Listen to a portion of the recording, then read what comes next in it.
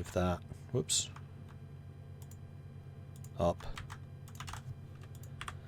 So at the moment, Lithuania, Savoy, Bavaria, Great Horde are available. Although I think Savoy might not be for very much longer. But Bavaria would be a good choice. I would allow Milan. Milan could be good. Some more of the Germanic miners. Brunswick, perhaps. Palatinate could be good for a more diplomatic political game. Great Horde was one of the options. The Great Horde's actually doing quite well in this area. Outside of that, I'd need to think about it. But there are a couple of availables. Munster. Yes, Munster would be good. Munster would be an excellent choice, actually. Gelre, Brabant, Flanders, any of those. Liège.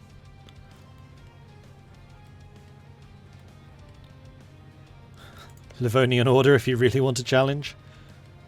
I'm surprised Danzig's still over. Oh no, Danzig's a vassal. I'd allow Lithuania, but not Danzig.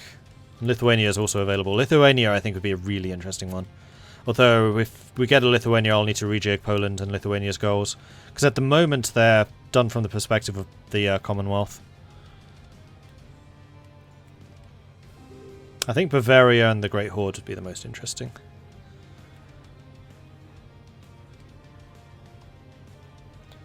Dead Inside, thank you very much for the follow. And Matthias, thank you for the follow. I know that was an hour ago, my bad. Thank you very much. What the heck are Granadan separatists doing in Saxony? Granadan separatists in Saxony. I feel like we missed something there. And also, wow, Saxony has grown a bit. How is Saxony doing? What's your development? 79. So one of Saxony's goals, don't forget, is to reach 300 development or form Prussia. I think Saxony is form a Germanic tag. Yes. So I think the 300 development's the most likely for the Saxons. And I'm pretty sure that Savoy is going to die here. What difficulty is this? Normal. I didn't want diplomacy to be completely difficult.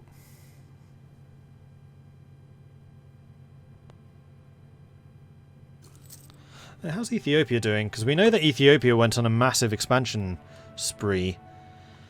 I think that Ethiopia is struggling a little bit. That's a lot of separatists. They do have armies. Oh, they're down here. Where's their actual army? Oh, they're over here. I think that Ethiopia is picking too many wars and not spending enough time consolidating. He's out of manpower. He hasn't got a lot of money. His income is terrible. And he has separatists everywhere. Like, you need to slow it down a bit and consolidate, otherwise your entire country is going to implode. Koyunlu. One of these days I'll learn to say that one properly. Mali could try to stop the Europeans from colonizing West Africa. Yeah, Mali could be a choice. Mali would be a good choice, actually. I'd allow that. Possibly the Congo. Although the problem with these is they're quite isolated still.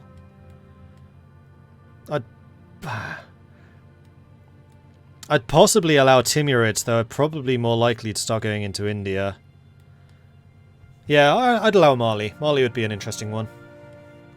I would still much prefer to have the Europeans. Lithuania is a really big one. Lithuania could really do the player.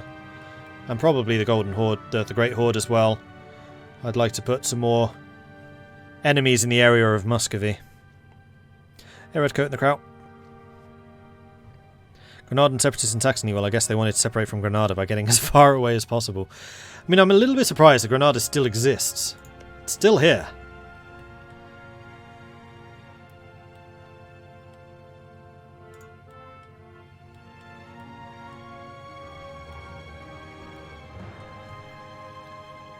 And had it been the start of the game, I would have allowed a Norway, but as I was saying to Denmark, I don't want Denmark to lose too much territory here.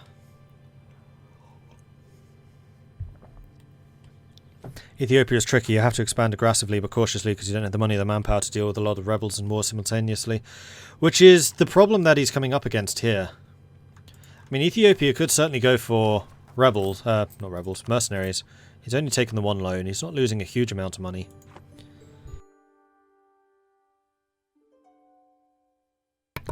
Excuse me.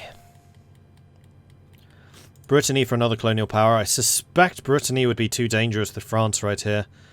Like, at least with Burgundy, they have some other alternative places they can expand into. And also Burgundy is kind of, but not really, but also kind of part of the HRE, so Austria could have protected them, although obviously there's no HRE anymore. So Burgundy was playable. Brittany, I don't think would be. It'd be the same as saying, like, you can play as the Isles. Good luck with that.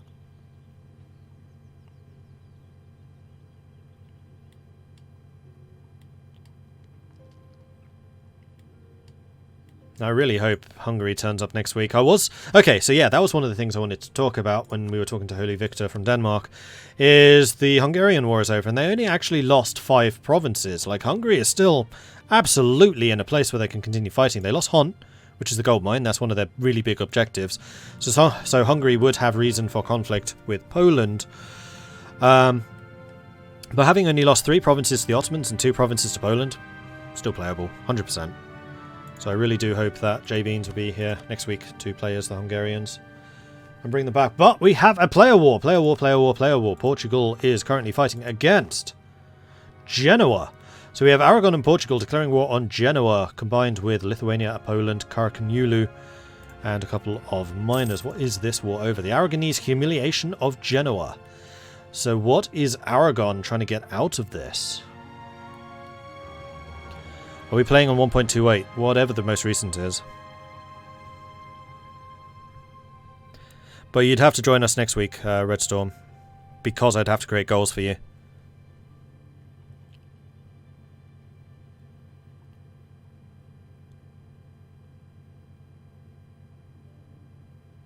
Did they just pick the wrong CB? I mean, it's entirely possible. And Genoa's fighting Crimea, so Crimea's going after the Genoan territories out here.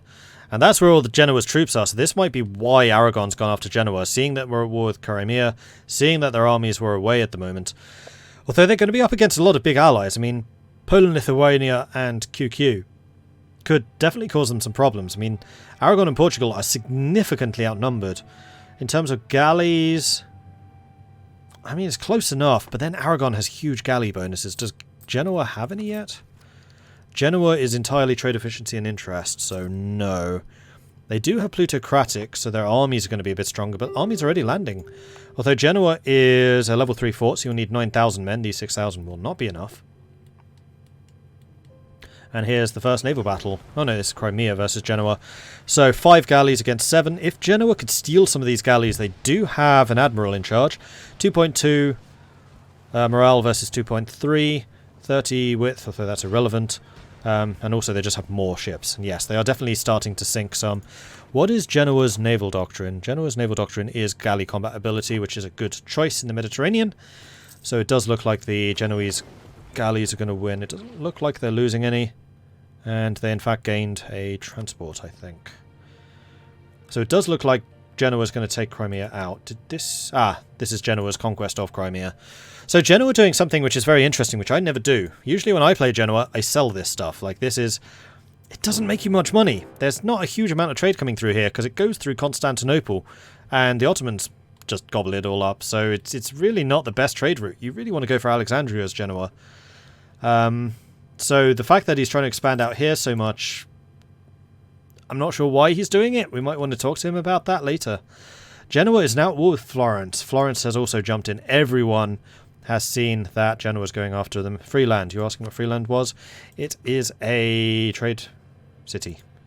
Part of the trade league. Here in Chios. Off the coast of the Ottomans. Can Aragon vassalize Genoa with that war goal? Don't know. So with this war goal, they cannot vassalize them. Aragon's going to be too big, especially with the Crimean territories. Humiliation, I think, is just humiliate, show strength, and then trade, money, war reps. So this might just be Aragon trying to get rich. And I strongly suspect this is Florence trying to take territory. Florence is trying to get as much of Italy as possible. But Genoa really needs to piece Crimea out. I don't know why they're holding on. They've got a 100% war score. What are you waiting for? Gustav is here. He is a player. Aragon just not able to take that siege. So Aragon's just going to sit here taking attrition, apparently. Corsica's full. Oh no, they're bringing in, but that's going to be 2,000 men. That's 8,000. Still not enough. You need 9. 3,000 men per fort level. That's the rule.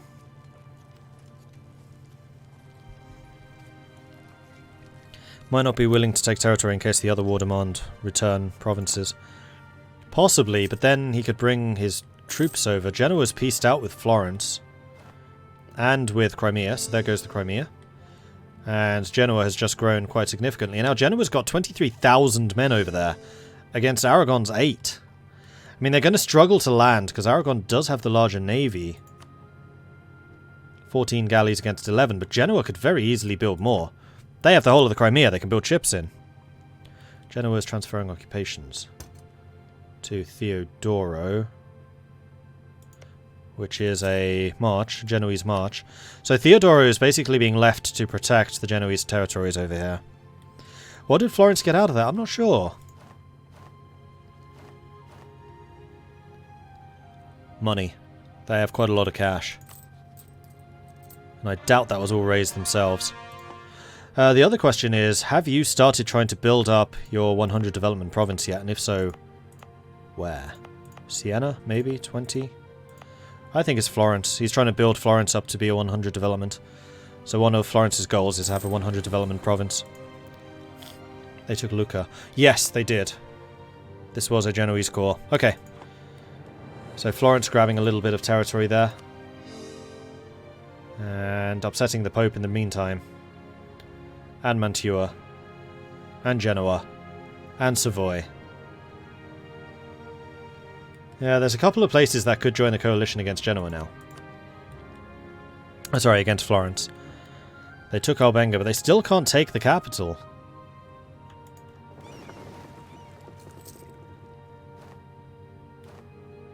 But I'm not entirely sure what they can do. Unless they got military access through Florence, landed here, then marched over, that's possible. But at the moment it looks like they're fairly content to leave their armies in Genoa. What's the war goal? Humiliation, let's take capital, which they can't because they don't have the troops for it. Does Aragon have more soldiers? They must do. Nope. Aragon literally has 8,000 men, that's it. Aragon can't actually win this. We got 5,000 free. It's the trade league coming in to help out. Nice. Who's QQ at war with? Ooh. Oh, QQ is in this war. They're on Genoa's side. Aragon acting a little bit belated there. I think that this army might be wiped. Nope, they did arrive. They are on a -2. Albenga is a fairly poor territory, but they've just done even more damage to Aragon. Aragon now has 6,600 men. Like, Genoa just needs to get through the navy. The navy is the problem. I'm a little bit surprised that Genoa's navy is as small as it is. What's the naval force limit? They're at their limit. I think this early, get rid of the light ships. You're not going to get much trade with barks. Trade only really comes into its own with caravels. And then build up your galley fleet, because you're going to be in a lot of conflicts in Mediterranean, most likely. And if you can maintain a larger galley fleet, then most of your opponents in this area, they won't attack you. Because naval supremacy is very important in the Mediterranean. Especially if you're Genoa and you need to move troops around.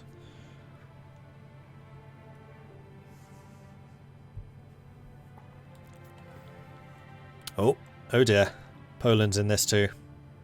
So Genoa's gone, hey Poland, help!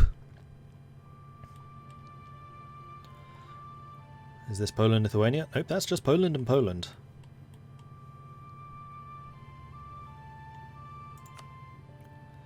Aragon. War enthusiasm doesn't really mean anything in this. I don't really understand what Aragon's goal is from this fight. Humiliation. You don't have the troops to pursue this. Florence has taken the tip of Sicily.